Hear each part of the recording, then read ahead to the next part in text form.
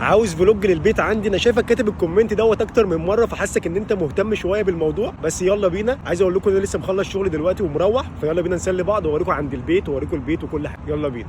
وزي ما انتم شايفين كده يا جماعه، انا كده وصلت عند البيت اهو. بتاع الامن قاعد اهو. تعالى بس انت اساله عليا، بس هيقول لك ما اعرفوش. انا مسيطر هنا. خش انت كده اهو. تلاقي الباب مقفول.